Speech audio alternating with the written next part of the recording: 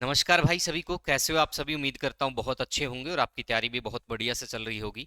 पिछले कुछ समय से मेरी क्लास नहीं हो पा रही, आप लोगों को पता ही होगा भाई। उसके पीछे का कारण मैं आप लोगों को थोड़ा बता देता हूँ। कुछ समय पहले भाई मेरा थोड़ा गला खराब हो गया था और उसके बाद थोड़ा हाँ मतलब प्रॉब्लम आ गई थी, टेक्निकल इशू थे भाई। पीसी के अंदर भी थोड़ी गड़बड़ हो गई थी। तो वो सभी बातों को अब किनार करते हुए हम अपनी क्लासेस को सुचारू रूप से जारी रखेंगे भाई। ये जो क्लास है आपकी हरियाणा इकोनॉमिक सर्वे की रहेगी। मैं 2 यूनिट आपको पहले करवा चुका हूँ। अब ये तीसरी यूनिट रहेगी और इस तीसरी यूनिट में हम हरियाणा में जो कृषि रहेगा उसके ऊपर चर्चा करेंगे भाई, बड़े विस्तार पूर्वक चर्चा करेंगे। तो जितना भी बच्चा जुड़ा हुआ है वो प्रत्येक बच्चा भाई, ठीक है, इस क्लास को देखेगा। और एक बात दिमाग में रखनी है बेटा, आपको जो अच्छा लगता है ना वो जरूरी नहीं है कि वो एग्जाम में आए। आपको वो चीजें भी पढ़नी पड़ेगी जो आपको अच्छी नहीं लगती, क्योंकि एग्जाम में बहुत सारी ऐसे क्वेश्चन आते हैं जो आपको पहली बार देखने को मिलते हैं। वो क्वेश्चन कहाँ से आते हैं? वो वहीं से आते हैं जिन टॉपिक को आप इसलिए छोड़ देते हो कि वो उठपटांग होते हैं, वो समझ में नहीं आते। तो इसलिए मेरा कहने का तात्पर्य क्या है बेटा, हर वो चीज पढ़ो जो आपके एग्जाम में आ सकते हो। और आपके एग्जाम में कुछ भी आ सकता है तो इसका मतलब आप सब कुछ पढ़ो। जब आपके पास समय है तो सारी चीजें पढ़ो, लेकिन जब आपको रिवीजन करना हो या एग्जाम टाइम पास में हो तो अब आप सेलेक्टिव पढ़ो। तो चलो अभी शुरुआत करते हैं भाई, ज्यादा लंबा समय मैं आपका नहीं लूंगा भाई। हरियाणा इकोनॉमिक सर्वे 2025-26 हम कवर कर रहे हैं। पहली 2 क्लास आपको प्लेलिस्ट में मिल जाएगी, ये तीसरी क्लास में डाल रहा हूँ। मात्र 10 क्लास में मैं आपको 225 पेज का complete Haryana economic survey cover करवा दूंगा भाई। ये तीसरी क्लास है। तो इसमें आज हम पढ़ेंगे यूनिट 3, जिसमें एग्रीकल्चर के बारे में बहुत सारे क्वेश्चन करेंगे। इसका एक पार्ट और भी आएगा क्योंकि ये बड़ा टॉपिक है। तो यहाँ से जितने भी क्वेश्चन बनेंगे वो सारे कवर करेंगे भाई, ठीक है। साथ के साथ आप लोगों को थोड़ा और बातें बता देता हूँ भाई। ये हमारी एप्लीकेशन है एसके क्लासेस लाइव भाई। जैसे ही आप गूगल प्ले स्टोर पे ये सर्च करोगे आपको इस प्रकार का स्ट्रक्चर नजर आएगा। आप इसको डाउनलोड करके हमारे किसी भी कोर्स को आप परचेज कर सकते हो। आपके लिए एक ऑफर चला हुआ है, आपको एक कूपन कोड अप्लाई करना है, AZ200। अगर आप ये कूपन कोड अप्लाई करते हो तो आपको हरियाणा जीके का बैच मात्र 99 रुपए में, ग्रुप डी का बैच आपको 299 रुपए में, और मिशन सिलेक्शन बैच जिसमें आप HPSC प्रीलिम्स से लेकर HTET तक की तैयारी कर सकते हो, वो बैच आपको मात्र 399 रुपए में मिलेगा। 799 रुपए में आपको Haryana and Punjab high court clerk का लाइव बैच मिलेगा, प्लस उसके साथ मिशन सिलेक्शन बैच फ्री मिलेगा। तो ये सब यहाँ पे रहेगा। इसके अलावा जो बच्चा फ्री में तैयारी करना चाहता है, देखो बेटा जरूरी नहीं होता कि हर बच्चा हमारे साथ पेड माध्यम से जुड़े, ठीक है। तो बहुत सारे स्टूडेंट वो होते हैं कि चाहते हैं कि मैं फ्री में तैयारी करूं। तो जो फ्री में तैयारी करना चाहता भाई उसके लिए आप देख सकते हो, ये हमारा टेलीग्राम चैनल है। और बेटा इसके अंदर ई बुक्स की इतनी ज्यादा भरमार है कि आप लोग खुद हैरान हो जाओगे कि कोई इतना डाटा भी फ्री में दे सकता है क्या।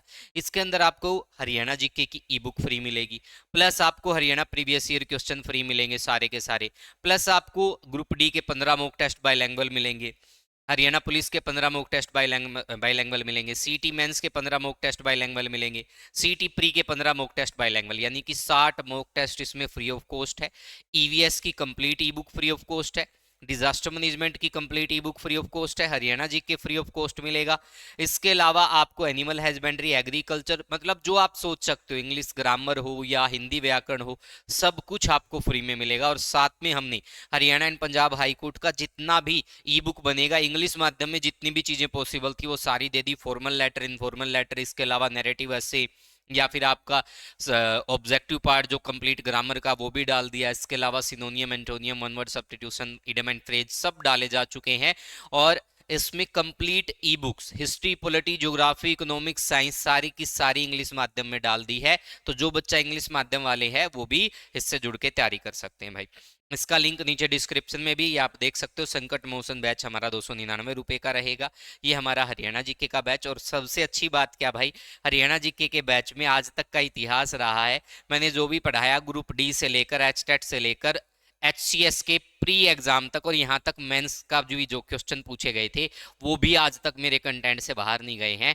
तो आप देख सकते हो मात्र 99 रुपए में हम आप लोगों को वो चीजें दे रहे हैं जिसमें आप शून्य से लेकर सफलता तक सब कुछ कवर कर सकते हो।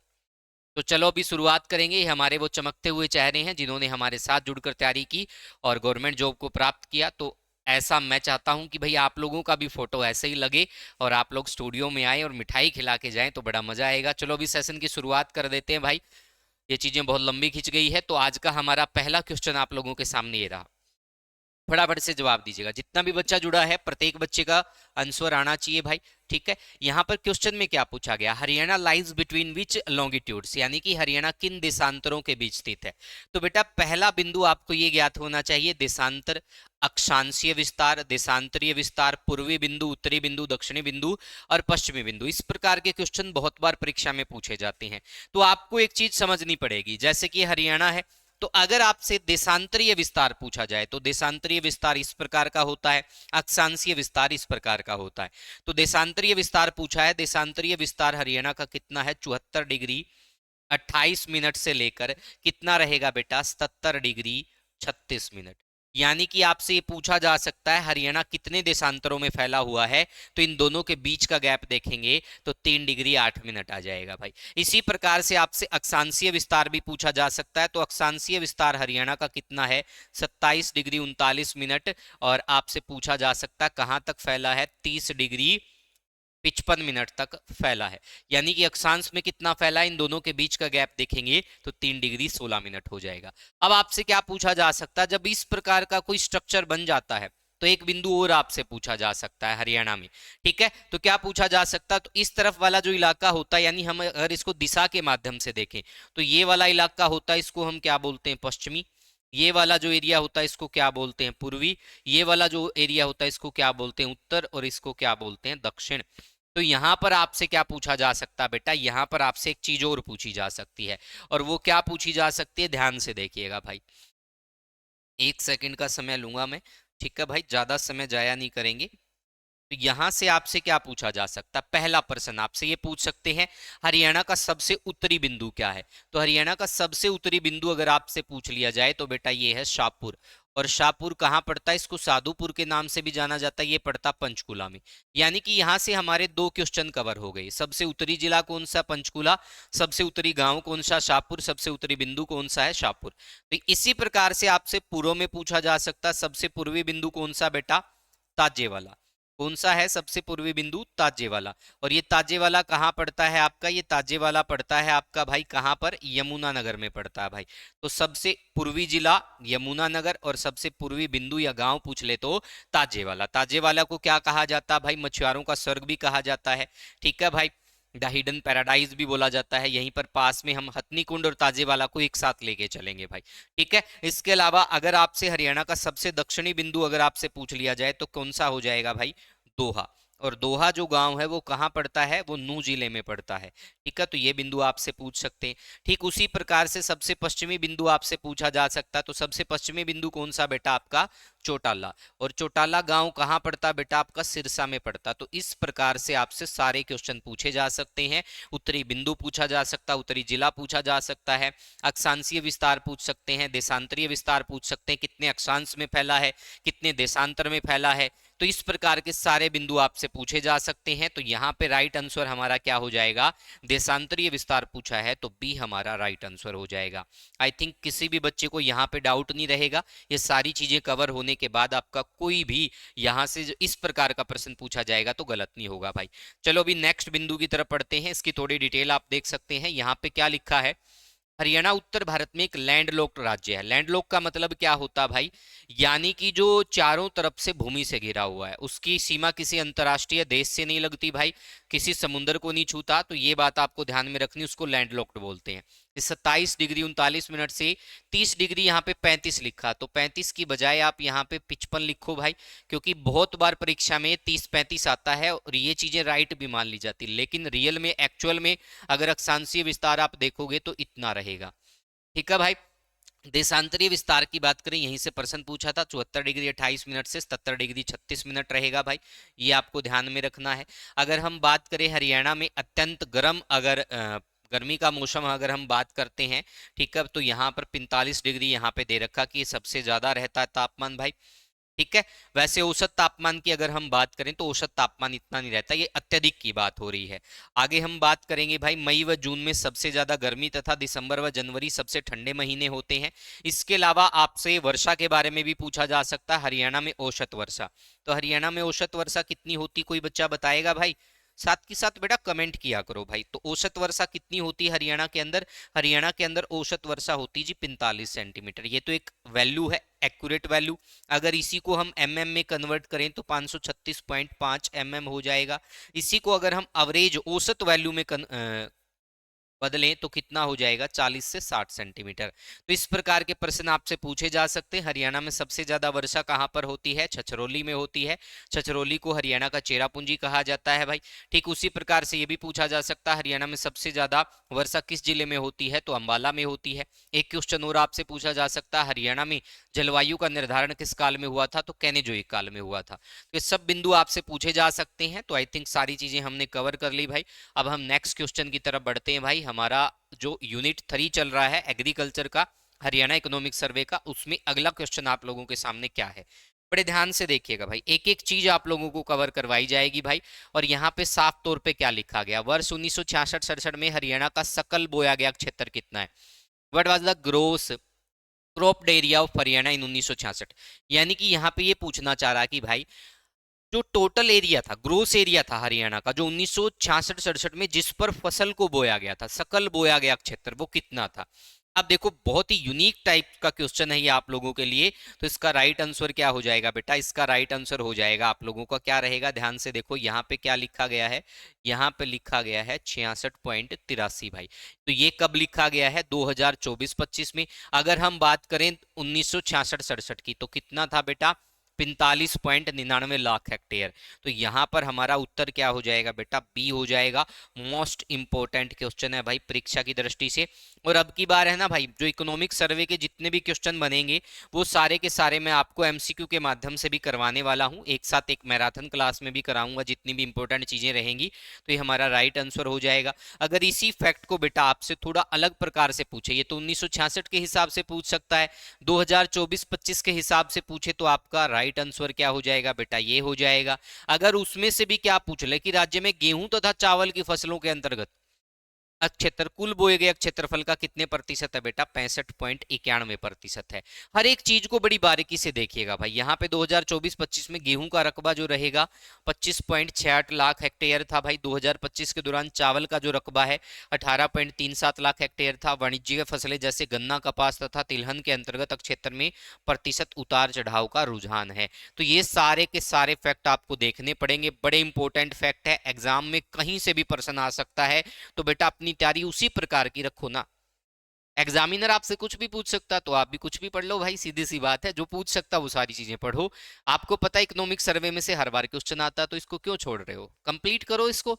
तो यहाँ पे आप देखिएगा भाई, ये ठीक उसी प्रकार से पूरी सारणी दी गई है कि 1966-67 में बकायदा अगर आपसे गेहूं का पूछ लिया जाए, चावल का, कुल खाद्यान्न का, गन्ना का, कपास, या फिर टोटल पूछ लिया जाए, तो टोटल अभी आपको बताया था 45.99 लाख हेक्टेयर भाई।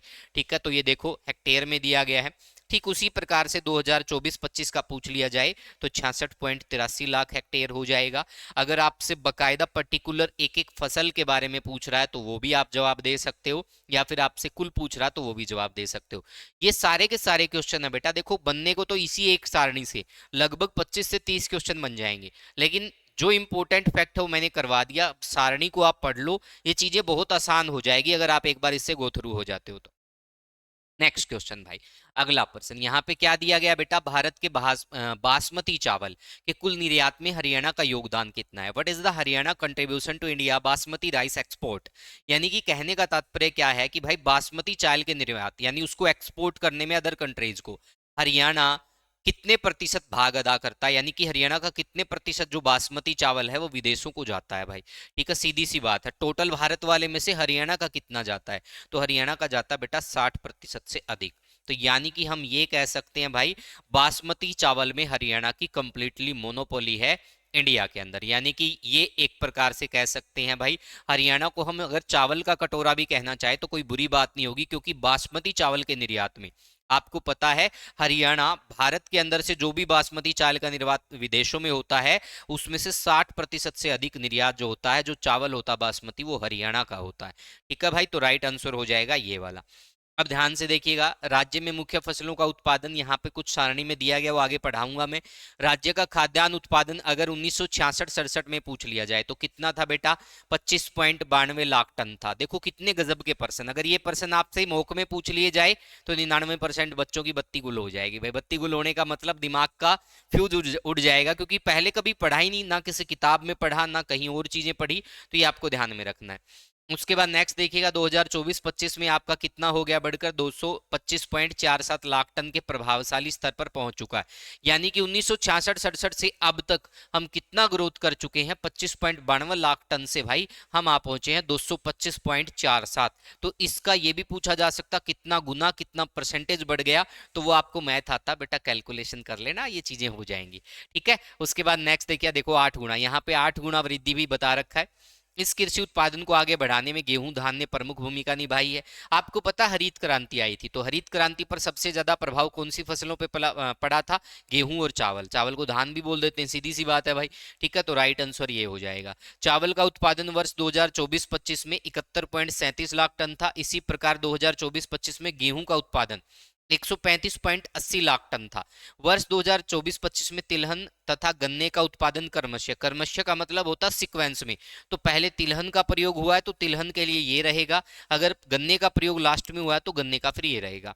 ठीक है भाई। वर्ष 2024-25 में कपास का उत्पादन 11.76 लाख गांठ है, ये गांठ में रहेगा भाई। हरियाणा केंद्रीय खाद्यान्न भंडार में मुख्य भागीदार है। बासमती चावल का 60% से अधिक निर्यात अकेला हरियाणा से हो रहा है। तो ये वाली जो सीरीज है बड़ी इंपॉर्टेंट है बेटा। ठीक है, आपको पता है एग्रीकल्चर के जो आंकड़े हैं वो हर साल बदलते रहते हैं, इसलिए इकोनॉमिक सर्वे बहुत जरूरी हो जाता पढ़ना। यहां से एग्जाम में पर्सन आता ही आता है बेटा। ठीक है, तो ये चीजें क्लियर भाई। देखो हमने क्वेश्चन तो 2-3 ही पढ़े हैं, लेकिन डिटेल कितनी ज्यादा पढ़ ली और कितने क्वेश्चन यहां से बन गए ये भी मायने रखता है, क्योंकि इन्हीं चीजों को अगर मैं वन लाइनर में या एमसीक्यू के माध्यम से प्रेजेंट करता तो ये कम से कम 30 से 40% बन जाते भाई। अब ये पूरी की पूरी डिटेल आप देख सकते हो। जो सारणी का मैं जिक्र कर रहा था वो सारणी भी यहाँ पर अवेलेबल है। कुल फसलों का उत्पादन की बात करें तो यहाँ पे मैंने कहा था 1966-67 में कितना था भाई? 25.92। ठीक है भाई, यहाँ पे देखो ये पूरी डिटेल यहीं पर थी भाई। 25.92 लाख टन की बात हो रही थी कुल खाद्यान्न की भाई। ये खाद्यान्न की बात हो रही है, वाणिज्यिक फसलें इससे अलग रहेगी भाई। गन्ना, कपास की गांठें ये अलग से रहेगा भाई। तिलहन ये टन में अलग से रहेगा। तो ये चीजें आपको ध्यान में रखनी है। अब इसी सारणी में हम 2024-25 में आएंगे तो आप ध्यान से देखिएगा, ये बिंदु आपके अलग रहेंगे। तो यहां पर बढ़कर कितना हो गया? मैंने क्या कहा था? 225.47 लाख टन भाई। ठीक उसी प्रकार से पर्टिकुलर एक फसल का पूछा जा सकता है, कुल खाद्यान्न का पूछ सकते हैं, वाणिज्यिक फसलों में से भी पूछ सकते हैं। तो हर प्रकार के क्वेश्चन के लिए बेटा तैयार रहना चाहिए। पहले हमारे समय में क्या होता था? कंटेंट नहीं होता था भाई, हम मारे मारे फिरते थे, ना कोई बताने वाला था किताबें कौन सी पढ़ें, कौन सा कंटेंट पढ़ें। लेकिन आज के दिन तो बेटा हर कोई यूट्यूब पे आके आप लोगों को पढ़ा रहा है, यानी अपना अनुभव आप लोगों के साथ साझा कर रहा है। तो बेटा अच्छे लोगों से जुड़िएगा और जुड़कर मेहनत कीजिएगा। पढ़ाने वाला आपको कुछ ही पार्ट पढ़ा सकता है, लेकिन पढ़ने वाला सब कुछ पढ़ सकता है। इस बात पे अमल कीजिएगा और आप जरूर कामयाब हो जाएंगे। नेक्स्ट क्वेश्चन देखिएगा भाई, यहाँ पे क्वेश्चन क्या लिखा गया है? According to the estimate for 2024-25-26 the average wheat yield in Haryana is expected to be, यानी कि 2025-26 के अनुसार हरियाणा में गेहूं की औसत उपज कितनी है?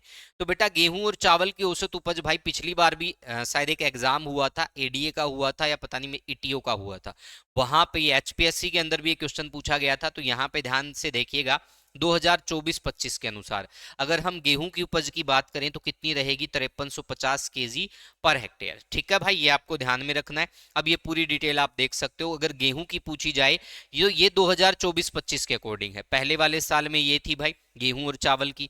2025-26 में देखो भाई गेहूं की 5350 और चावल की 4031 किलोग्राम प्रति हेक्टेयर होने का अनुमान है। तो इन दोनों बिंदुओं को ध्यान में रखना है। और ये प्रश्न परीक्षा में आ चुका है। एचपीएससी ने पूछा हो, एचएसएससी ने पूछा हो या एचटेट में पूछा हो, जब कोई क्वेश्चन पूछ लिया तो इसका मतलब एग्जामिनर की नजर उन टॉपिक्स पर है, क्योंकि जो पेपर बनाने वाले होते हैं भाई वो एक जैसे दिमाग वाले ही होते हैं, तो इसलिए क्वेश्चन बनते हैं भाई।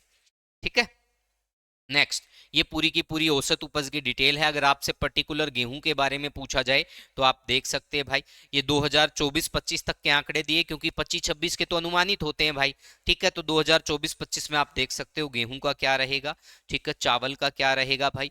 ठीक है, अब यही चीजें आपसे क्या पूछी जा सकती है, भारत के हिसाब से पूछी जा सकती है। तो भारत में गेहूं और चावल का क्या रहेगा, ये रहेगा भाई। तो ये आंकड़े आपसे पूछे जा सकते हैं बेटा, इसको बड़े अच्छे से देखो, कवर करो, पढ़ो, समझो, बड़े इंपॉर्टेंट फैक्ट है सारे के सारे। तो ये आंकड़े मेरे नहीं है, ये खुद कृषि आयोग द्वारा जारी किए गए हरियाणा में।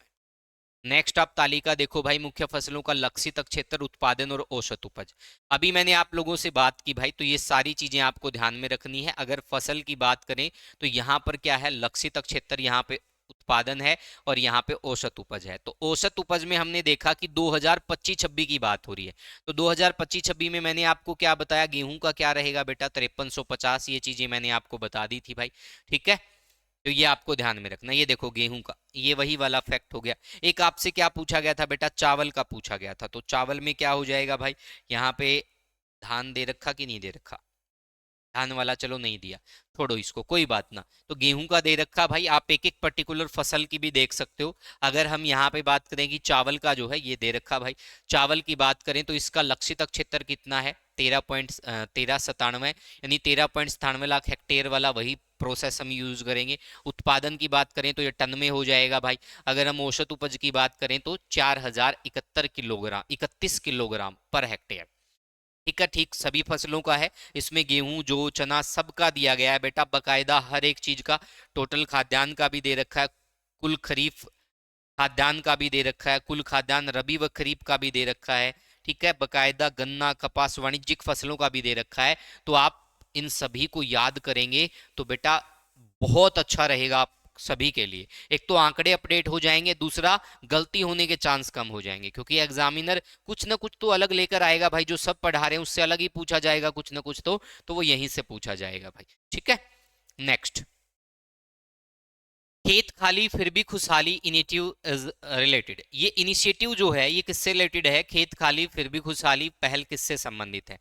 तो बेटा बहुत ही गजब का पर्सन है, खेत खाली फिर भी खुशहाली, यानी कि स्वाभाविक सी बात है, प्रतिभूमि से कहीं ना कहीं जुड़ा हुआ है। तो प्रतिभूमि के हिसाब से ये आपको ध्यान में रखना है, रखने वाली किसानों को प्रोत्साहन देना, जो प्रतिभूमि रखते हैं, ठीक है भाई, तो उनके रखने वाले किसानों को प्रोत्साहन देता। खेत खाली, खेत खाली का मतलब फसल नहीं उगा रहे आप और फिर भी खुशहाली, फिर भी खुश हो, तो ये किससे हो गया, प्रतिभूमि से रिलेटेड हो गया। अब ध्यान से देखिएगा भाई, यहाँ पे फसल विधिकरण और जल संरक्षण, मेरा पानी मेरी विरासत 2020 में स्टार्ट हुई थी ये योजना भाई। तो इसी के तहत क्या है, देखो इसकी शॉर्ट फॉर्म भी पूछ सकते, फुल फॉर्म भी पूछ सकते, एमपीएमवी। हरियाणा सरकार ने खरीफ 2020 के दौरान धान की फसल, ठीक है, पानी की खपत वाली फसल में मक्का, कपास, बाजरा, दालें, सब्जियां और फलों जैसे वैकल्पिक कम पानी की खपत वाली फसलों द्वारा विविधता लाने के लिए मेरा पानी मेरी विरासत की एक अनूठी पहल की थी। यानी इसका सीधा सा मतलब क्या था भाई, जो धान वाली फसल है भाई, इसमें पानी की ज्यादा मतलब खपत होती है, तो उसको छोड़कर इसके कंपैरिजन में इन फसलों को उगाया जाए। तो ऐसी एक योजना थी भाई, जिसमें सरकार क्या कर रही थी भाई, आप लोगों को कुछ ना कुछ पेमेंट भी दे रही थी। देखो एमपीएमई के तहत उन किसानों को 7,000 रुपए प्रति एकड़ की दर से सहायता प्रदान की जा रही थी, जिन्होंने अपनी धान की फसल को वैकल्पिक फसलों के साथ बदल दिया। करीब 2021 में इस योजना को अतिरिक्त वैकल्पिक फसलों जैसे खरीफ तिलहन, तिलहन में तिल, अरंडी, मूंगफली, खरीफ प्याज, खरीफ दलहन, मोठ, उड़द, गवार, सोयाबीन, चारा फसलों के साथ और मजबूत किया गया। खरीफ 2021 में इस योजना में नई पहल सम्मिलित करते हुए प्रति भूमि को भी शामिल कर दिया गया। खरीफ 2021 खेत खाली फिर भी खुशहाली में मृदा स्वास्थ्य में सुधार के लिए धान के स्थान पर अपनी भूमि प्रति रखने वाले किसानों को भी प्रोत्साहन राशि की अनुमति दी गई। खरीफ 2021 के दौरान बाजरा की फसल को वैकल्पिक फसलों के दायरे से हटा दिया गया। तो ये वाला फैक्ट बड़े गजब का है, और ये प्रश्न आया भी था परीक्षा में भाई।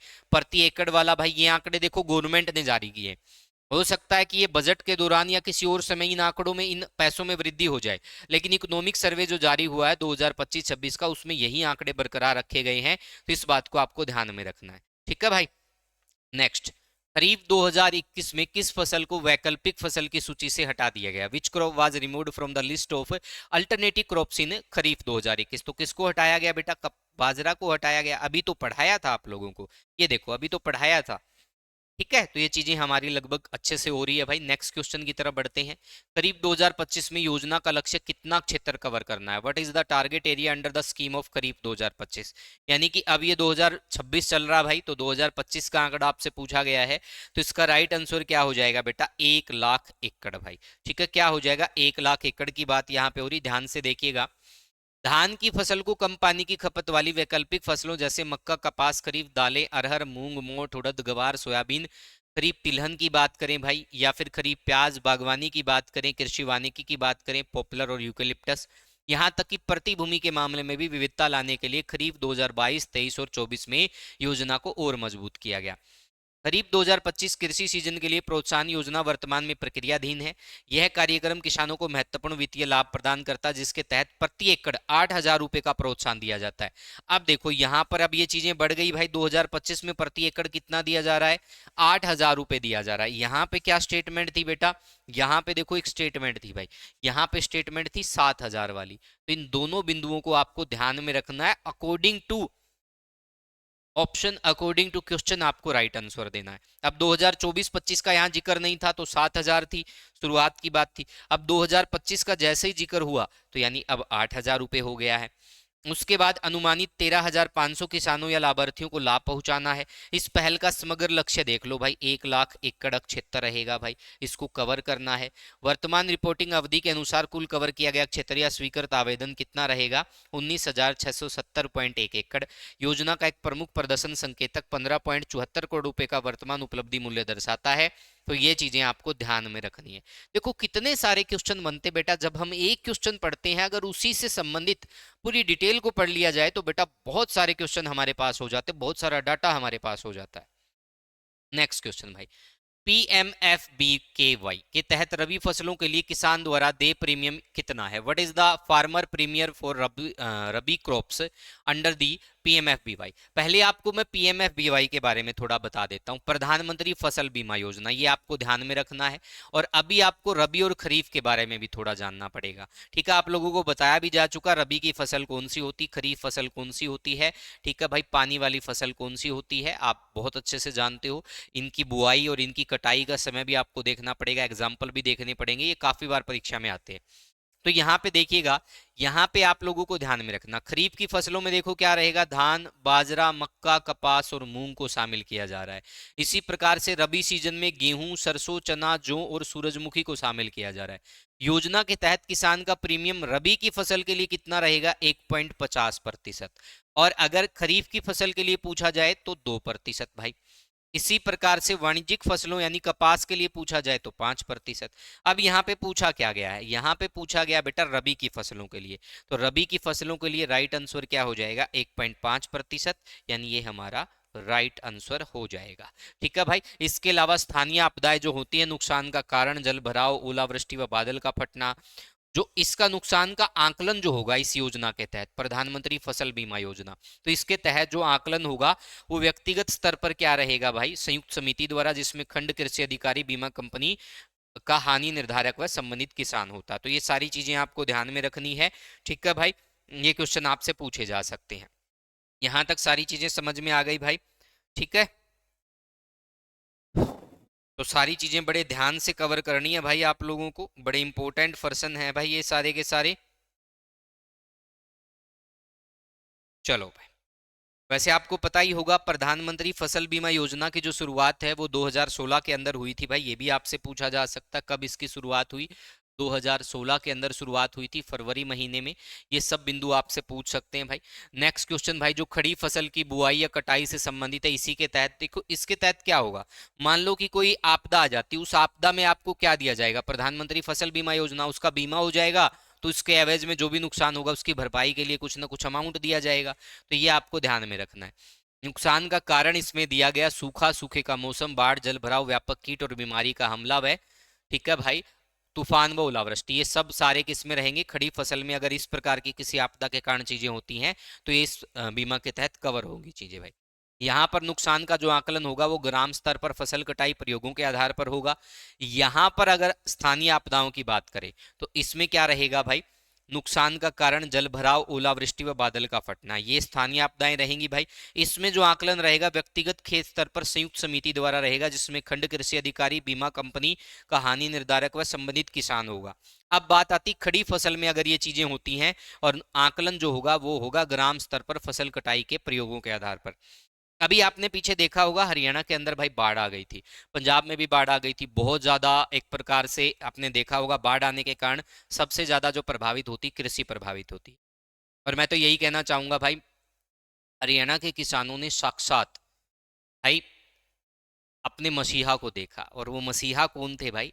वो मसीहा थे संत रामपाल जी महाराज। उनके शब्दों के कारण, उनकी संगत ने इतना बड़ा काम करके दिखा दिया भाई, जो शायद ही हमारे एक प्रकार से किसी व्यक्ति विशेष को मतलब इतनी हिम्मत भी हो कि वो कर पाए। लेकिन साध संगत और सबके विश्वास में खरे उतरे भाई। बहुत ज्यादा मतलब मेहनत की संत रामपाल जी महाराज के अनुयायियों के द्वारा, और संत रामपाल जी के मार्गदर्शन में भी चीजें हुई। क्योंकि देखो सीधी सी बात है, गुरु का आदेश था तो उनको ही उनकी पालना की गई। तो उसी आधार पर हरियाणा के अंदर जो आपदाएं आई भाई, आपने देखा बाढ़ की जो आपदा आई, तो कितने अच्छे कार्य किए गए। और जो सामाजिक पटल पर इस प्रकार के अच्छे कार्य किए जाते हैं, उनको भाई नकारा नहीं जा सकता। वो समाज में सदा स्मरणीय रहेंगे, याद रखे जाएंगे। तो मैं तो भाई बिल्कुल इस बात पे बिल्कुल अड़िग हैं, और बिल्कुल कहना चाहूंगा कि भाई वास्तव में अगर किसानों के मसीहा के तौर पर अगर आज किसी को जाना जाए, तो उसमें सबसे पहला नाम जो होगा वो संत रामपाल जी महाराज और उनकी संगत का होगा भाई। तो उन्होंने इस प्रकार का कार्य किया है, क्योंकि पता नहीं कितने गांव थे, खुद मेरा गांव भी भाई पानी की चपेट में आ गया था। और क्या पता 2-2 3-3 साल तक वहां पर फसल ना होती अगर वो पानी ना निकाला जाता। तो जिस प्रकार का कार्य किया गया है वो वास्तव में बहुत ही ज्यादा प्रशंसा के लायक है। और इस प्रकार की अगर कार्य सरकार भी करती है, तो जिसमें सरकार चाहे सहयोग भी करे, वो भी बहुत ज्यादा मायने रखता है। तो आगे ये उम्मीद करेंगे भाई कि सब लोग मिलजुल कर भाई इस प्रकार की आपदाओं से बचने के प्रयास करें, और ग्रामीण स्तर पर ही अपनी जो भी चीजें जो भी संभव हैं वो प्रयास जारी रखें। तो ये सारी चीजें हमने देखी भाई। अभी नेक्स्ट यहाँ पे देख लेते हैं, ये चीजें हो गई थी हमारी। यहाँ पे जो नुकसान का आकलन था वो भी कवर कर लिया हमने। नेक्स्ट क्वेश्चन हम देखते हैं। नेक्स्ट में क्या पूछा गया, हरियाणा में मृदा स्वास्थ्य कार्ड योजना कब से लागू की गई? From when was this scheme implemented in Haryana? जनवरी 2025 में, मार्च 2000 सॉरी 15 में, मार्च 2015, अप्रैल 2015 या जुलाई? तो राइट आंसर क्या हो जाएगा भाई, अप्रैल 2015 में क्या हुआ था, मृदा स्वास्थ्य कार्ड योजना लागू हुई थी।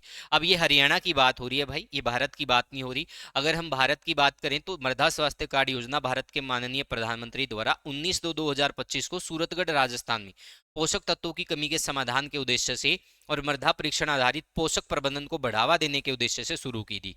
ये तो भारत स्तर की बात हो रही है। लेकिन बात अगर हम हरियाणा की करें तो देखो ये योजना राज्य में कब लागू हुई, अप्रैल 2015 में भाई।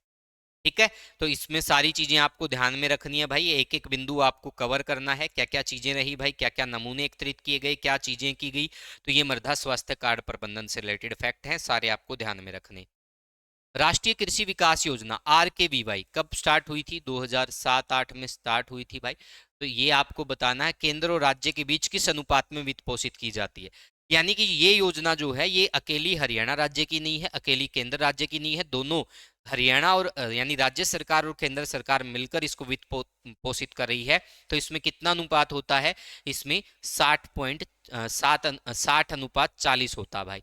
ठीक है, यानी कि इसमें केंद्र का 60 रहेगा, राज्य का रहेगा भाई 40। 2007-8 में योजना लागू हुई थी, देखिएगा। राष्ट्रीय कृषि विकास योजना RKVY राष्ट्रीय कृषि विकास योजना केंद्र और राज्य के बीच 60-40 के अनुपात पर आधारित एक केंद्र प्रायोजित योजना है। अब ये भी पूछा जा सकता है कि किसकी योजना है, केंद्र प्रायोजित। प्रायोजित तो केंद्र ही कर रहा है, लेकिन इसमें वित्त पोषित की बात करें तो भाई केंद्र का 60 रहेगा, राज्य का 40 रहेगा। कृषि और संबंधक क्षेत्रों में आवश्यक कटाई, पूर्व कटाई, कटाई पश्चात की व्यवस्था के माध्यम से किसानों के प्रयासों को मजबूत करना, जिससे किसानों को गुणवत्ता पूर्वक इनपुट, भंडारण, बाजार सुविधाएं आदि उपलब्ध कराने में मदद मिले। तो ये सारी चीजें आपको ध्यान में रखनी है, बड़े इंपॉर्टेंट फैक्ट जो मैंने आपको पढ़ाए। नेक्स्ट, उत्पादन और उत्पादकता को बढ़ाने के लिए, विशिष्ट समस्याओं को कम करने के लिए समय समय पर जरूरतों के अनुसार विशिष्ट पहलों के माध्यम से राष्ट्रीय प्राथमिकताओं की कृषि और सदृढ़ क्षेत्रों की गतिविधियों को बढ़ावा देना। तो ये सारी चीजें आपको ध्यान में रखनी है भाई, क्या क्या चीजें हैं, कितनी मंजूरी मिल चुकी है, इसके अंतर्गत क्या क्या घटक रहेंगे। ठीक है, DPR के घटक, हर एक बिंदु को आप बड़े अच्छे से कवर कीजिएगा भाई। ठीक है, तो ये सारी चीजें आप देख सकते हो। 2025-26 यहाँ पर ये ईयर दिया गया है। PMRKY सामान्य DPR अभियान के अंतर्गत सरकार द्वारा 80 करोड़ रुपए और RKVY SCACP हेतु 15 करोड़ रुपए निर्धारित किए गए हैं, जिसके लिए भारत सरकार ने 106.43 करोड़ रुपए का आवंटन किया। भारत सरकार ने 2025-26 PMRKVY के DPR घटक के अंतर्गत 114.67 करोड़ रुपए की परियोजनाओं को मंजूरी दी। भारत सरकार ने 53.22 करोड़ रुपए की पहली किस्त प्राप्त हो चुकी है, ठीक है, भारत सरकार से, जिसके लिए 27/11/2025 तक 9.62 करोड़ रुपए का उपयोग किया जा सका और शेष राशि का आवंटन प्रक्रियाशील है या प्रक्रियाधीन है। एनएफएसएम हरियाणा में किस प्रकार की योजना है? राज्य प्रायोजित योजना है, केंद्रीय प्रायोजित योजना है, निजी योजना है या सहकारी योजना है? ठीक है भाई, एनएफएसएम तो ये कैसी योजना बेटा? ये केंद्र प्रायोजित योजना है। अब देखेंगे ये एनएफएसएम क्या होता है। राष्ट्रीय खाद्य सुरक्षा मिशन, एनएफएसएम, ठीक है भाई, राष्ट्रीय खाद्य सुरक्षा मिशन। अब भारत सरकार ने रबी 2007-8 से राज्य में केंद्रीय प्रायोजित राष्ट्रीय खाद्य सुरक्षा मिशन शुरू किया था। तो कब शुरू किया? 2007-8 में भाई। ठीक है, इसके तहत शुरुआत में क्या था? 2 फसल गेहूं और दाल को शामिल किया गया था। जिलों पर ध्यान केंद्रित करने की परिकल्पना की गई जो अधिक संभावित लेकिन कम उत्पादक वाले हैं। राज्य के 7 जिलों अंबाला, यमुनानगर, भिवानी, महेंद्रगढ़, गुरुग्राम, रोहतक और झज्जर को राष्ट्रीय खाद्य सुरक्षा मिशन गेहूं के तहत कवर किया गया। ठीक है, ये शुरुआत की बात हो रही है। फिर 2010-11 से सभी जिलों को एनएफएसएम दलहन के अंतर्गत शामिल किया गया। मिशन का मुख्य उद्देश्य राज्य के चिन्हित जिलों में स्थायी रूप से क्षेत्रीय विस्तार और उत्पादकता में वृद्धि के माध्यम से गेहूं और दालों के उत्पादन में वृद्धि करना है। तो ये आपको ध्यान में रखना पड़ेगा भाई। ठीक है, यहां से बहुत अच्छे अच्छे क्वेश्चन निकले। ठीक है, चलो नेक्स्ट हम देखेंगे भाई, वर्ष 2022-23 में राष्ट्रीय खाद्य सुरक्षा मिशन एनएफएसएम का नया नाम क्या कर दिया गया? What is the new name of NFSM in 2022-23? तो इसका नया जो नाम रखा गया था, food and nutrition security, FNS रखा गया था भाई। ये काफी बार परीक्षा में पहले भी पूछा जा चुका है यहाँ से संबंधित क्वेश्चन, तो ध्यान से देखिएगा। भारत सरकार ने पहले से चल रही योजना राष्ट्रीय खाद्य सुरक्षा मिशन में वर्ष 2018-19 के दौरान राष्ट्रीय खाद्य सुरक्षा मिशन पोषक अनाज व ओएस तथा ओपी नाम की 2 योजनाओं को शामिल किया। भारत सरकार ने 2 नए जिलों पंचकुला और सिरसा को राष्ट्रीय खाद्य सुरक्षा मिशन मोटा अनाज में शामिल किया। 2 जिलों नारनौल व रेवाड़ी, वैसे नारनौल कोई जिला नहीं है भाई, महेंद्रगढ़ जिले का एक मुख्यालय है, को राष्ट्रीय खाद्य सुरक्षा मिशन मोटा अनाज योजना से बाहर कर दिया। इसके अतिरिक्त 2018-19 के दौरान भारत सरकार द्वारा राष्ट्रीय खाद्य सुरक्षा मिशन पोषक अनाज में 9 जिलों भिवानी, गुरुग्राम, हिसार, झज्जर, जींद, महेंद्रगढ़, मेवात, रेवाड़ी तथा रोहतक को शामिल किया गया। फिर उसके बाद 2022-23 में इस योजना का नाम बदलकर राष्ट्रीय खाद्य सुरक्षा मिशन कर दिया गया। इससे क्या कर दिया गया? खाद्य एवं पोषण सुरक्षा, एफएनएस, जो अभी मैंने आपको बताया। राष्ट्रीय खाद्य सुरक्षा मिशन तिलहन और पाम ऑयल का नाम बदलकर राष्ट्रीय खाद्य तेल तिलहन मिशन कर दिया गया। योजना के विभिन्न घटक एफएनएस गेहूं, दलहन, पोषक अनाज, मोटे अनाज, वाणिज्यिक फसलें और एनएमईओ तिलहन है। भारत सरकार ने वर्ष 2025-26 के लिए खाद्य एवं पोषण सुरक्षा एफएनएस के लिए 4790.74 लाख रुपए तथा एसएलएससी द्वारा राष्ट्रीय खाद्य तेल तिलहन मिशन के लिए 2416.67 लाख रुपए स्वीकृत किए गए हैं। तो ये सारे बिंदु आपको ध्यान में रखने बेटा। नेक्स्ट, हरियाणा में देश के कुल कृषि योग्य क्षेत्र का लगभग कितने प्रतिशत भाग है? बड़े गजब का प्रश्न है भाई। What percentage of India cultivable land in Haryana? यानी कि आपसे ये पूछा गया, अब मैं आपसे एक सिंपल प्रश्न पूछूं कि हरियाणा में कुल कृषि योग्य भूमि कितनी है? यहां पे मैं आपसे पूछ सकता हूं हरियाणा में कुल कृषि योग्य भूमि, कृषि योग्य भूमि, तो हरियाणा में कुल कृषि योग्य भूमि लगभग कितने प्रतिशत भाग पर है? 80 से 81% भाग पर हरियाणा में कुल कृषि योग्य भूमि है, 80 to 81%। ठीक है भाई, ये इकोनॉमिक सर्वे के अकॉर्डिंग है। वैसे अगर आप पहले पढ़ रहे थे तो 86% आपने पढ़ा होगा। कितने प्रतिशत पॉपुलेशन इस पे डिपेंड करती है? कृषि पर डिपेंड करती, कितने प्रतिशत पॉपुलेशन डिपेंड करती है? 70% पॉपुलेशन डिपेंड करती है बेटा। अब यहाँ पे ये पूछा गया कि जो हरियाणा में कुल कृषि योग्य भूमि है वो भारत के देश के कुल कृषि योग्य क्षेत्रफल का लगभग कितने प्रतिशत है? 1.3%। बड़े गजब का प्रश्न है बेटा।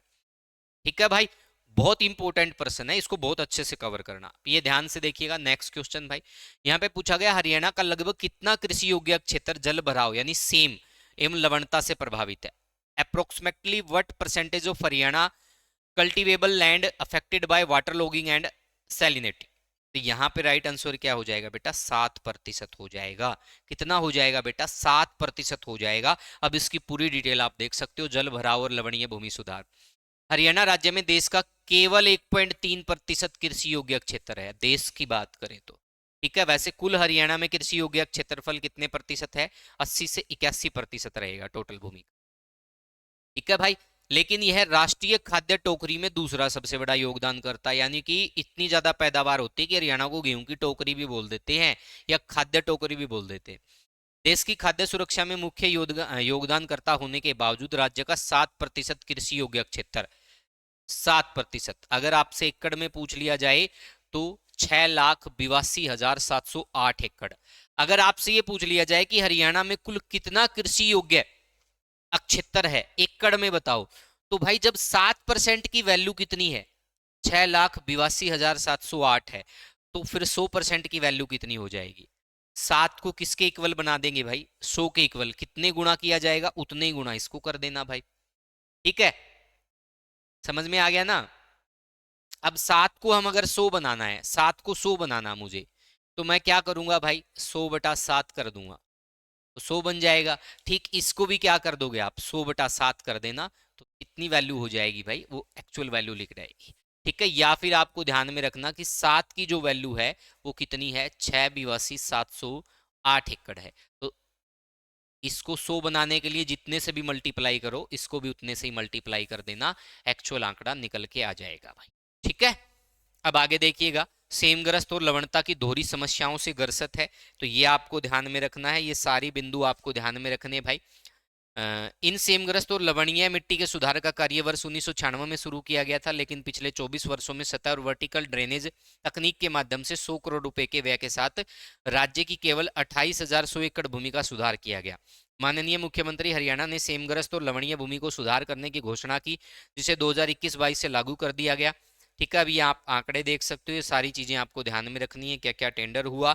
ठीक है भाई, तो ये आपको ध्यान में रखना पड़ेगा। यहां तक चीजें क्लियर भाई? आगे बढ़े भाई।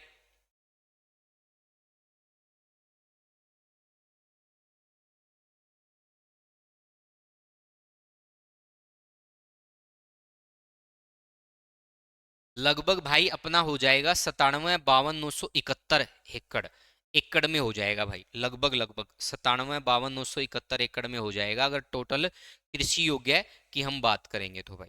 ठीक है, क्योंकि ये लगभग लगभग आ गया भाई। अगर हम 100% की वैल्यू देखेंगे ना कि कितना क्षेत्र है, तो 97,52,971 एकड़। ठीक है भाई, लगभग लगभग इतना एकड़ क्षेत्र हो जाएगा भाई अपना। नेक्स्ट, प्रधानमंत्री किसान सम्मान निधि योजना, पीएम किसान योजना कब शुरू की गई थी भाई? तो ये कब से प्रभावी है? ये बेटा 1/12/2018 से प्रभावी है। कब से प्रभावी है? 1/12/2018 से प्रभावी है, ये आपको ध्यान में रखना पड़ेगा। ठीक है भाई, इसी प्रकार से प्रधानमंत्री किसान निधि योजना, तो देख लो भाई, इसके बारे में पूरी डिटेल दे रखी है। इसमें क्या है भाई? प्रधानमंत्री किसान योजना के तहत किसानों को 6,000 रुपये प्रति वर्ष वित्तीय सहायता, 2,000 रुपये प्रति 4 माह में एक बार किस्त के आधार पर प्रदान की जाती। भारत सरकार द्वारा प्रत्यक्ष लाभ हस्तांतरण यानी डीबीटी की बात हो रही है, के माध्यम से सीधे लाभार्थियों को जारी की जाती। योजना की शुरुआत से लेकर अब तक भारत सरकार के वेब पोर्टल पर हरियाणा राज्य में 20,17,793 किसानों का पोर्टल द्वारा सत्यापित यानी सत्यापन किया जा चुका है, और 21 किस्तें यहाँ पर जारी हो चुकी। तो ये सारे बिंदु आपको ध्यान में रखना है।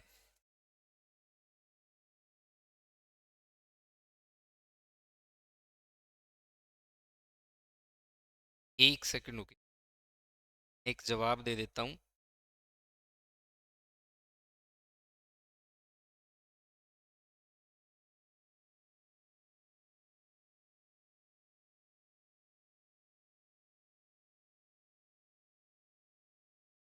चलो भाई, अगले क्वेश्चन की तरफ बढ़ते हैं।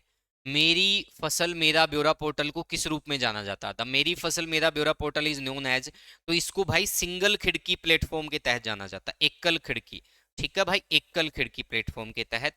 तो ये देखिएगा, मेरी फसल मेरा ब्यौरा भाई, मेरी फसल मेरा ब्यौरा राज्य सरकार का एक प्रमुख कार्यक्रम है, जिसमें किसान एमएसपी पर अपनी फसलों को बेचने और कृषि अन्य संबंधित विभागों के अन्य लाभ प्राप्त करने के लिए खुद को पंजीकृत करते हैं। जो सभी किसानों के सरकारी योजनाओं का लाभ देने के लिए एकमात्र सिंगल विंडो मंच है। खरीफ 2025 में लगभग 12.80 लाख किसानों को एमएफएमबी पोर्टल पर 73.48 लाख एकड़ से अधिक भूमि पंजीकरण कराया गया। तो ये सारी चीज आपको ध्यान में रखनी है। हरियाणा राज्य में इंटीग्रेटेड फर्टिलाइजर मैनेजमेंट सिस्टम को मेरी फसल ब्यौरा पोर्टल के साथ दिनांक 8/10/2025 से एकीकृत करने से को एकीकृत करने से उर्वरकों तथा वितरण अधिक पारदर्शी, किसान केंद्रित एवं तकनीक आधारित हो गया है। तो ये बिंदु भी आपको ध्यान में रखना। ठीक है भाई। अब कुछ और चीजें दे रखी हैं। मात्रात्मक प्रभाव एवं बचत की बात करें तो 8/10/2025 से 8/1/2026 तक की डिटेल दे रखी है। डीएपी की खपत में कमी की बात करें तो कितनी कमी आ गई भाई? ठीक है, इस अवधि के दौरान 26,505 मीट्रिक टन की कमी दर्ज की गई, जो कि 11.58% की गिरावट को दर्शाती है। ठीक है, कुल अनुमानित सब्सिडी की बात करें तो ये सारी चीजें आपको ध्यान में रखनी है भाई। ठीक है, क्या क्या चीजें हुआ, किस प्रकार के बिंदु थे, इनको पढ़ो। फसल अवशेष प्रबंधन, सीआरएम भाई, फसल अवशेष प्रबंधन भाई, इसके तहत देखो क्या हुआ है। भारत सरकार द्वारा शुरू की गई केंद्रीय योजना पंजाब, हरियाणा, उत्तर प्रदेश और दिल्ली के एनसीटी राज्यों में फसल अवशेषों के इन सीटू प्रबंधन के लिए कृषि यंत्रीकरण का प्रचार के अंतर्गत छोटे और सीमांत किसानों के लिए मशीनों की उपलब्धता सुनिश्चित करने के लिए जो महंगी और परिष्कृत मशीनों को खरीदने में सक्षम नहीं है, को फसल अवशेष प्रबंधन मशीनें व्यक्तिगत किसानों को 50% और कस्टम हायरिंग केंद्रों को 80% सब्सिडी पर प्रदान की जाती है। तो ये सारे बिंदु आपको ध्यान में रखने हैं भाई। ये चीजें जो रहेंगी भाई, इस प्रकार से आपको ध्यान में रखना है। ठीक है भाई। 2018-19 से 2025-26 तक कुल 1,10,701 मशीनें भाई सब्सिडी पर प्रदान की जा चुकी है। खरीफ 2025 के लिए डीएसआर के अंतर्गत कितना लक्ष्य निर्धारित किया गया है? तो खरीफ 2025 के लिए डीएसआर के अंतर्गत भाई, what is the target area under DSR for kharif 2025? तो 4 लाख एकड़ इसके तहत निर्धारित किया गया। ये आप देख सकते हो भाई। यहाँ पे देखो, धान की सीधी बुआई, इसको क्या बोला गया है? डीएसआर भाई। ठीक है, पानी और मिट्टी के संसाधनों की बचत के एक महत्वपूर्ण संसाधन संरक्षण तकनीक है। राज्य में डीएसआर तकनीक को लोकप्रिय बनाने के लिए डीएसआर तकनीक अपनाने वाले किसानों को 4,000 रुपए प्रति एकड़ की वित्तीय सहायता प्रदान की जाती है। भूजल संरक्षण के लिए 12 जिलों फतेहबाद, सिरसा, हिसार, रोहतक, अंबाला, यमुनानगर, करनाल, कुरुक्षेत्र, कैथल, पानीपत, जींद और सोनीपत के लिए डीएसआर के तहत 4 लाख एकड़ का लक्ष्य रखा गया है। ये देख लो भाई।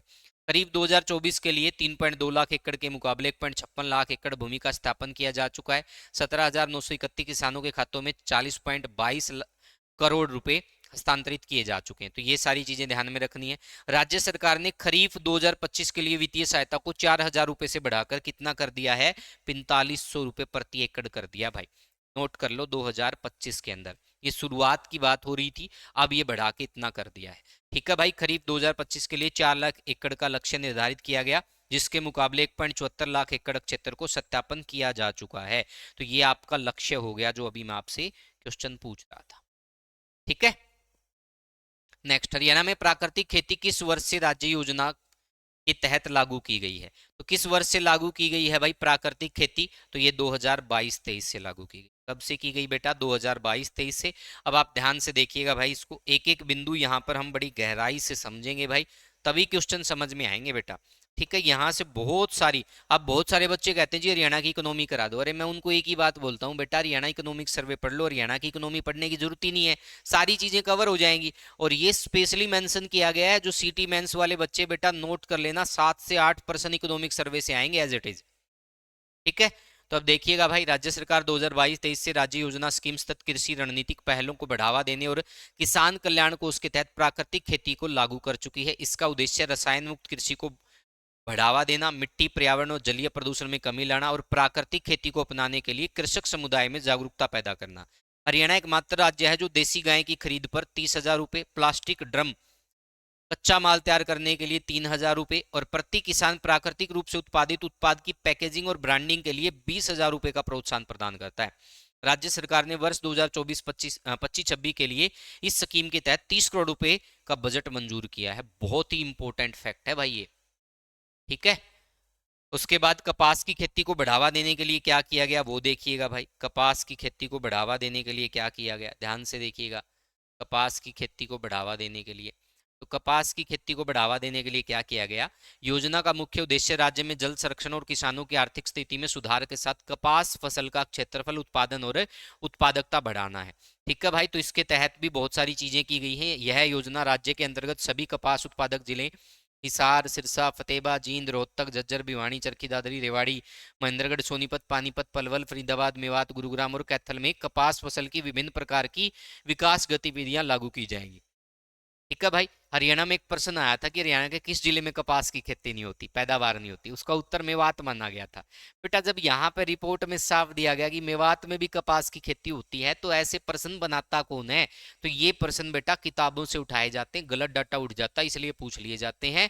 तो उनके ऊपर इतनी तहस नहस मतलब भड़कैली बातें मत किया करो कि ये चीजें हैं। एग्जामिनर की भी गलती नहीं होती। मेरे जैसे राइटर कुछ भी लिख देते हैं और वो एग्जामिनर पूछ लेता, तो फिर क्वेश्चन फंस जाते हैं। जैसे कि एचटेट में हुआ, उठ पटांग चीजें पूछ तो ली, उत्तर खुद को भी नहीं पता भाई, आंसर की जारी कर दी, उसमें पता नहीं कितने क्वेश्चन गलत हैं, और वो भी आसान आसान प्रश्न। अगर ऐसे गलत करोगे तो भाई बच्चा तो फिर आपको टारगेट करेगा ही। तो आगे देखिएगा भाई, नेक्स्ट आप देखिएगा यहाँ पे भाई, ठीक है। इसके बाद हम देखेंगे यहाँ पे क्या क्या बिंदु है भाई। उसके बाद योजना के तहत खरीफ सीजन के दौरान डीबीटी के माध्यम से सब्सिडी प्रदान की जाएगी, ठीक है भाई। और ये सारी चीजें यहाँ पे दी गई हैं। 2025-26 के लिए 3,000 लाख रुपए का प्रीमियम निर्धारित किया गया। भारत में गन्ना मुख्य रूप से कितने जलवायु क्षेत्रों में वाणिज्यिक रूप में उगाया जाता है? तो भारत में जो गन्ना होता है बेटा, भारत में गन्ना, इसको पहले मैं छोटा कर देता हूँ।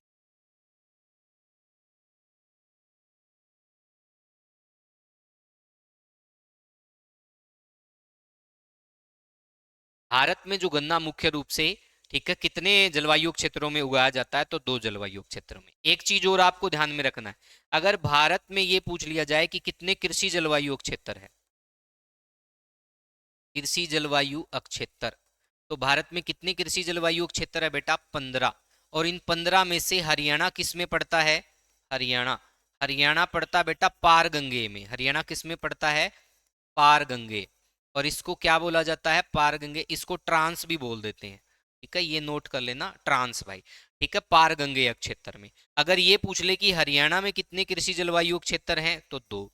दो कौन कौन से हैं? एक तो पूर्वी और एक पश्चिमी, ठीक है भाई। तो ये आपको ध्यान में रखना है, पूर्वी का मुख्यालय कहाँ है, पश्चिमी का मुख्यालय कहाँ है। ये क्वेश्चन आप लोगों के लिए रहेगा, क्योंकि मैं आप लोगों को बहुत बार करवा चुका हूँ भाई, ठीक है। अब इसका राइट आंसर हो जाएगा दो। तो अब ध्यान से देखिएगा भाई, ये गन्ने को लेकर है भाई, जो भी चीजें हैं। गन्ना भारत में 2 जलवायु क्षेत्रों में उगाया जाता है, उष्ण कटिबंधीय और उपोष्ण कटिबंधीय। हरियाणा उपोष्ण कटिबंधीय क्षेत्र के अंतर्गत गन्ना उगाने वाला एक महत्वपूर्ण राज्य है। अब इस योजना को लागू किया जा सकता है, इसके बहुत सारे उद्देश्य हैं, इसको ध्यान में रखना है। एक सेकंड रुकिएगा भाई, थोड़ी ऐसी आवाज करी, पता नहीं क्या हुआ।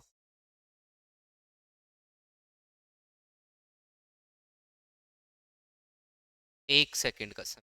तो ये सारी चीजें आपको ध्यान में रखनी है भाई, क्या क्या चीजें रहेंगी।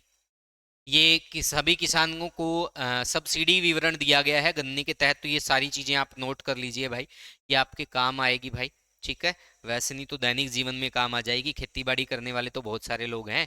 तो ये सारी चीजें आप देख लीजिएगा भाई, ठीक है।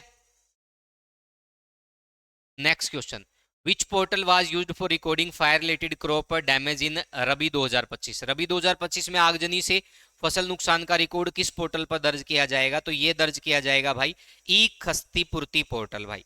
तो क्या हो जाएगा? ई क्षतिपूर्ति पोर्टल हो जाएगा। अब ये देखो, राजस्व एवं आपदा प्रबंधन भाई, सरकार द्वारा प्राकृतिक आपदाओं के पीड़ितों को राज्य सरकार व भारत सरकार द्वारा निर्धारित मानदंडों के आधार पर मुआवजा प्रदान किया जाता है।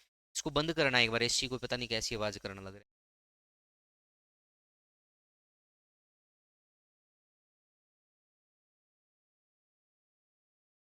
ठीक है भाई, तो ये देखिएगा, सरकार द्वारा प्राकृतिक आपदाओं के पीड़ितों को राज्य सरकार व भारत सरकार द्वारा निर्धारित मानदंडों के आधार पर मुआवजा प्रदान किया जाता है। फसलों को बाढ़, जल भराव, अग्नि, बिजली की चिंगारी, भारी वर्षा, ओलावृष्टि, आंधी तूफान और कीट हमलों के प्रकोप आदि से होने वाले नुकसान के मुआवजे का दायरा भी बढ़ाया गया है। तो आपातकालीन राहत जो रहेगी, ये देखो भाई, राज्य में आगजनी से फसल रबी 2025 में हुए नुकसान हेतु ई क्षतिपूर्ति पोर्टल दर्ज खराबे अनुसार पात्र जो लाभार्थी किसानों हेतु 43.48 लाख रुपए की राशि स्वीकृत की गई है। तो ये सारी चीजें ध्यान में रखनी है। वर्षा ओलावृष्टि से रबी की फसल में नुकसान हेतु 52.14 करोड़ रुपए की राशि स्वीकृत की गई है। भारी वर्षा जल भराव के कारण मकानों, पशुओं, घरेलू सामान की हानि के लिए पात्र लाभार्थियों को 4.72 करोड़ रुपए की राशि स्वीकृत की गई है। वर्ष 2025 में खरीफ फसल में भारी वर्षा, आपातकालीन राहत, जल भराव के कारण हुए नुकसान हेतु सरकार 10/12/2025 को 116.16 करोड़ रुपए का मुआवजा या राशि स्वीकृत की गई है। इसके अलावा आपदा प्रबंधन राहत में सरकार द्वारा कोविड 19 के मृतक परिवारों को 50,000 रुपए की अनुग्रह राशि प्रदान की जा रही है। वित्त वर्ष 2023-24 में 760 लाभार्थियों को 3.80 करोड़ और वित्त वर्ष 2024-25 में 80 लाभार्थियों को 40 लाख रुपए का वितरण किया जा चुका है। तो भाई एक चीज तो मैं आप लोगों को क्लियर कर देता हूँ, ये आपदा राजस्व एवं आपदा प्रबंधन अगर इसके तहत कोई आयोग बनाया जाए और उसका चेयरमैन बनाना हो, तो भाई संत रामपाल जी महाराज से बढ़िया काम कोई नहीं कर सकता। क्योंकि जो काम उन्होंने करके दिखाया है भाई, वो कोई सोच भी नहीं सकता था कि इतना फास्ट इतना बढ़िया तरीके से कोई चीज हो सकती है। तो भाई सबसे बेस्ट काम था वो। ठीक है, पता नहीं कितनी जान माल की हानि रुक गई, क्योंकि अगर फसल नहीं होती, लोगों के पास आमदनी का जरिया नहीं बचता, गांव के गांव में बुरा हाल हो जाता। ठीक है, वही लोग फिर पैसा कमाने के लिए अलग अलग प्रकार के काम भी करते, बहुत सारे लोग जो नहीं कर पाते या कर्जा हो जाता, सुसाइड भी कर सकते थे। तो ये एक बहुत बड़ा कार्य था जो समाज हित में किया गया। और ऐसे कार्य भाई मैं तो कहता हूँ हर किसी संत को करने चाहिए, ताकि संतों को इसलिए याद किया जाए भाई कि उन्होंने समाज हित में बहुत बड़े बड़े कार्य किए। ठीक है, तो अब देखिएगा भाई next, under which act is consolidation चकबंदी work carried out in Haryana. Haryana में चकबंदी का कार्य किस अधिनियम के अंतर्गत किया जाता है? तो हरियाणा के अंदर जो चकबंदी का कार्य है वो 1948 एक्ट के तहत किया जाता है, यानी east Punjab holding consolidation and prevention fermentation act 1948। तो राइट आंसर हमारा बी हो जाएगा।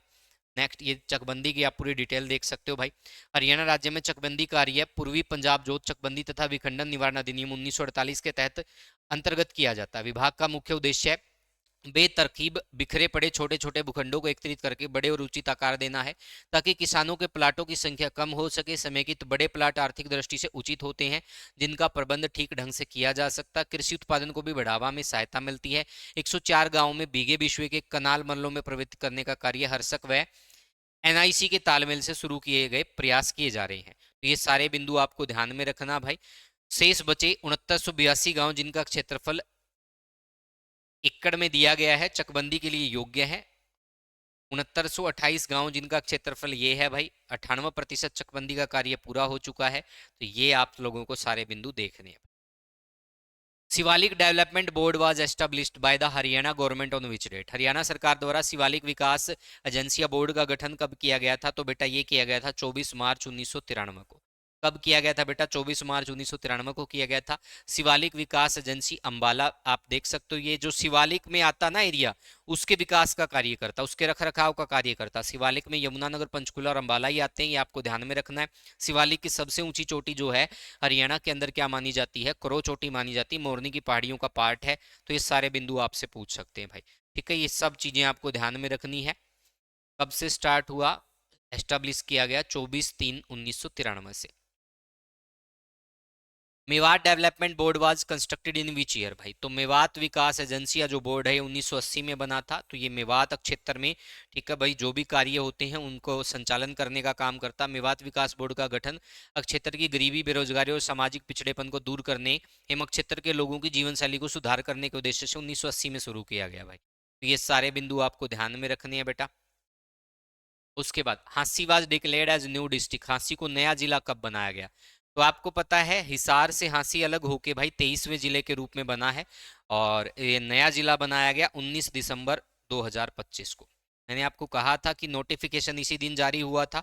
तो आप देख भी सकते हो हरियाणा सरकार ने इकोनॉमिक सर्वे में भी साफ तौर पर लिखा हुआ है, हरियाणा सरकार द्वारा निम्नलिखित तहसीलों को नई उपमंडल के रूप में उन्नत किया है। मानेसर जिला गुरुग्राम, जुलाना जिला जींद, नीलोखेड़ी जिला करनाल, नांगल चौधरी जिला महेंद्रगढ़, इसराना जिला पानीपत और छछरौली जिला यमुनानगर। इसके अतिरिक्त हांसी को नया जिला घोषित किया, और ये कब किया? 19/12/2025 को। ये खुद इकोनॉमिक सर्वे में सरकार ने दिया है। स्टाम्प एवं रजिस्ट्रेशन से प्राप्त राजस्व प्राप्ति में प्रतिवर्ष वृद्धि हो रही है। वित्तीय 2024-25 दिनांक 1/4/2025 से 31/12/2025 तक हेतु कुल आय 29,79,323.43 लाख रुपए है। लघु सचिवालय और संबंध भवनों का निर्माण, राज्य सरकार द्वारा सभी जिलों एवं उपमंडलों के मुख्यालयों पर लघु सचिवालय, उपमंडल, तहसील, उप तहसील कॉम्प्लेक्स एवं राजस्व अधिकारी कर्मचारियों के लिए सभी जिलों व उपमंडल मुख्यालयों पर आवासीय भवनों को बनाने का कार्य आरंभ कर दिया है। तो ये थी अपनी क्लास भाई, यूनिट नंबर 3, जिसमें मैंने आपको एग्रीकल्चर के बारे में बहुत सारी बातें बताई। अभी यूनिट 3 का पार्ट 2 भी आएगा, उसके बाद 5 क्लास और होगी। मैक्सिमम 10 क्लास में पूरा हरियाणा इकोनॉमिक सर्वे, आर्थिक सर्वेक्षण 2025-26 में आपको करवा दूंगा। बने रहिएगा हमारे यूट्यूब चैनल के साथ। बेटा वो पढ़ना है जो आपको समझ नहीं आता, जिसको पढ़ने में आपको दिक्कत होती है। आप वही चीजें, हरियाणा का गठन कब हुआ, हरियाणा में कितने जिले हैं, हरियाणा में पहला युद्ध कब हुआ, दूसरा युद्ध कब, ये चीजें पढ़ने को तो भाई किताबें भी हैं, लेकिन इकोनॉमिक सर्वे पढ़ना बड़ा जरूरी है, बहुत महत्वपूर्ण है। तो इसको अच्छे से कवर करना। अब जिस भी बच्चे को भाई हमारा कोई भी बैच चाहिए तो आप इस नंबर पे व्हाट्सएप पे मैसेज कर सकते हैं। ये हमारा व्हाट्सएप नंबर रहेगा, नहीं तो टेलीग्राम चैनल का लिंक नीचे दिया गया है, आप उससे ज्वाइन करके फ्री में पीडीएफ प्राप्त कर सकते हैं। आज के लिए इतना ही। Thank you, take care, bye bye. बने रहिएगा हमारे साथ। नेक्स्ट क्लास हमारी यूनिट 3 का पार्ट 2 रहेगा, बहुत जल्द हम क्लास लेंगे। शाम 8 बजे से क्लास शुरू होगी। आज तो ये क्लास मैं अपलोड कर देता हूँ, ठीक है, रिकॉर्डेड क्लास रहेगी भाई। नेक्स्ट फिर लाइव चलेगी हमारी, क्योंकि थोड़ी पीसी में गड़बड़ थी, वो ठीक हो गई है, तो अब कंटिन्यू क्लास को शुरू करेंगे। Disaster management, EVS, rural marketing, Haryana economy, insurance, Haryana current affair, India GK, Haryana GK, सब मैं कराऊंगा भाई, ठीक है। सीटी मेंस के एग्जाम से पहले आप लोगों को बड़े जबरदस्त तरीके से टारगेट के साथ कराऊंगा। तो बने रहिएगा हमारे साथ। आज के लिए इतना ही। Thank you, take care, bye bye.